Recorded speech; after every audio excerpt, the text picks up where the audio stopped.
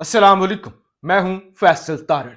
कप्तान और पीटीआई को जी एक और बड़ा झटका लगा है। पेशावर हाई कोर्ट ने कप्तान से बल्ला छीन लिया है। 22 दिसंबर का इलेक्शन कमीशन का फैसला बहाल हो चुका है। इंट्रा पार्टी इलेक्शन कलअदम हो चुके हैं और पीटीआई से बल्ले का निशान भी छीन लिया गया है।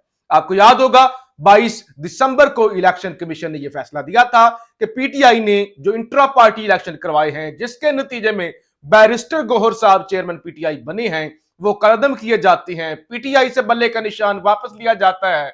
इसको लेकर पीटीआई पेशावर हाई कोर्ट गई थी। जस्टिस कामरान हयात साहब ने इस पे हुक्म इम्तना दे दिया था, स्टे दे दिया था और हुक्म दे दिया था कि बल्ले का निशान बहाल किया जाए, इलेक्शन कमीशन सर्टिफिकेट जारी किए करे। ये नहीं हुआ। फिर इलेक्शन कमीशन पार्टी बन गया और उसने इसे ही यानी इस हुक्म इम्तना को वापस लेने की अपील कर दी पेशावर हाई कोर्ट में।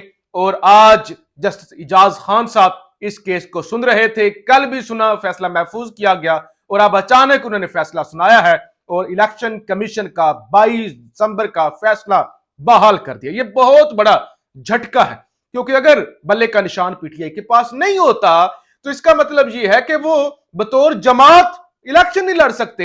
हर उम्मीदवार के पास अलग अलग इंतखाबी निशान होगा, तो इस तरह तो ये एक बहुत बड़ी मुश्किल पैदा हो जाएगी। आजाद इलेक्शन या फिर लड़ना पड़ेगा या किसी जमात के साथ इल्हाक करना पड़ेगा, या अगर कोई सियासी जमात रजिस्टर्ड करवाई हुई है तो उसका इंतखाबी निशान पे इलेक्शन लड़ना पड़ेगा। तो ये एक बड़ा तमाशा है। या फिर इस फैसले को लेकर सुप्रीम कोर्ट के अंदर जाना पड़ेगा और सुप्रीम कोर्ट के अंदर अगर यह केस जल्द अज जल्द टेकअप नहीं होता, क्योंकि 13 जनवरी को इलेक्शन कमीशन ने इंतखाबी निशानात अलॉट करने हैं। आज है 3 जनवरी का दिन। 10 दिन से भी कम टाइम जो है वो पीटीआई के पास रह गया है और ऐसे वक्त पर इस तरह का भोंडा फैसला देना, कि पहले जिस तरह से लग रहा था, जज साहब कह रहे थे कि क्यों नहीं पेशावर हाईकोर्ट के फैसले पर अमल हुआ, क्या पीटीआई ने इस हवाले से तौहीन अदालत की पिटीशन मूव की है या नहीं की, और पीटीआई ने इस हवाले से लाहौर हाईकोर्ट के अंदर पिटीशन दायर भी की हुई है कि पेशावर हाईकोर्ट ने फैसला दिया है और इलेक्शन कमीशन इस फैसले को तस्लीम नहीं कर रहा। लेकिन जिस तरह से जो है वो पीटीआई के खिलाफ सख्तियां हैं, जिस तरह से जो है वो दीवार से लगाने की कोशिश हो रही है, तो आज उस पर एक बड़ी जो है वो मोहर लगाई गई है। और इससे पहले आज जो कुछ सुप्रीम कोर्ट के अंदर हुआ कि काजी साहब जिस तरह से वो सरदार लतीफ खोसा साहब से लड़ते रहे कि आपने नाम के साथ सरदार क्यों लगाया हुआ है, आप वडेरे हैं, वडेराइज्म खत्म होना चाहिए। तो काजी साहब सुप्रीम कोर्ट के आपके बाद जो सबसे सीनियर तरीन जज है, सबसे सीनियर तरीन जो इस वक्त सुप्रीम कोर्ट के अंदर आपके बाद जज हैं, वो है सरदार, वो भी सरदार है। जो आप जब छुट्टियों पर गए हुए थे तुर्की के अंदर न्यू ईयर मनाने के लिए, तो सरदार तारिक साहब पीछे से अबूरी चीफ जस्टिस थे सुप्रीम कोर्ट के। तो सरदार तारिक साहब जिनका ताल्लुक गालबन कलर सईदा से है, रावलपिंडी से है, तो वो भी अपने नाम के साथ बड़ा प्राउडली सरदार लगाते हैं। तो बहरहाल सुप्रीम कोर्ट इन मामलात के अंदर फंसी हुई है। कभी कहते हैं कि अगर जो है वो कागजात नामजदगी रिजेक्ट हो रहे हैं तो हम क्या कर सकते हैं, क्या हम कागजात बहाल कर दें, जाएं अदालतों के पास, जाएं, ट्रिब्यूनल बने हुए हैं, इलेक्शन कमीशन से रिज्यू करें। तो काजी साहब को आज नजर आ गया होगा कि अब असल में इलेक्शन कमीशन गेम क्या कर रहा है। इलेक्शन करवा नहीं रहा बल्कि इलेक्शन लड़ रहा है। और मैंने आपको बताया था कि अगर पीटीआई को बल्ले का निशान मिल जाता है तो फिर चांसेस हैं कि मार्शल लॉ लग जाए या इमरजेंसी लग जाए, क्योंकि मुसलसल धमकियां तो दी जा रही हैं। खबरदार अदालतें फैसला ना करें, खबरदार अदालतें पीटीआई को रिलीफ ना दें, वरना एक नया पीसीओ हो जाएगा, नया मार्शल लॉ, नई इमरजेंसी आ जाएगी।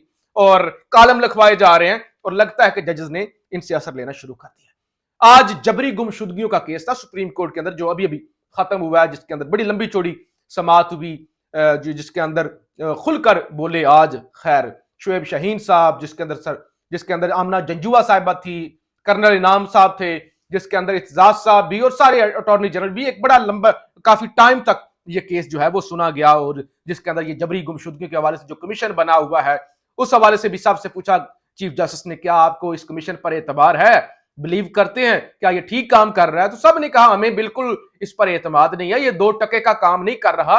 और वहीं पर फिर शुएब शाहीन साहब ने कहा कि सर आपने कल कहा था मैं इमरान रियाज को नहीं जानता, और इमरान रियाज का हमने जिक्र किया था, और ये भी वो सहाफी हैं जिनको उठा लिया गया था, 142 दिन तक गायब रखा गया, वो जब बाहर आए, दाढ़ी सफेद थी, बाल सफेद थे, वो बोलने उनसे नहीं हो रहा था। तो मुझे कल इमरान रियाज ने फोन किया है। शोएब शाहीन साहब ने कहा कि मुझे कल इमरान रियाज ने फोन किया है और उन्होंने मुझे कहा है कि अगर सुप्रीम कोर्ट मुझे सिक्योरिटी देती है, अगर वो इस बात की गारंटी देती है कि मुझे बाद में दोबारा नहीं उठा लिया जाएगा, तो मैं सुप्रीम कोर्ट के आगे पेश होने के लिए तैयार हूं, मैं गवाही देने के लिए तैयार हूं, मैं सब कुछ बताने के लिए तैयार हूं। तो जिस पर काजी साहब ने कहा इमरान रियाज के लिए क्या क्या क्या उनके लिए हम रेड कारपेट क्या हम उनके लिए रेड कारपेट का इंतजाम करें? वो उनका बताएं ना कि क्या हम उनके लिए जो है वो रेड कारपेट बिछाएं, उनका किस तरह से जो है वो हम इस्तकबाल करें। हमारे पास कोई फौज नहीं है, हम अदालत हैं, हमारे पास कोई फौज नहीं है, हम क्यों सिक्योरिटी दें? हम सिक्योरिटी नहीं दे सकते।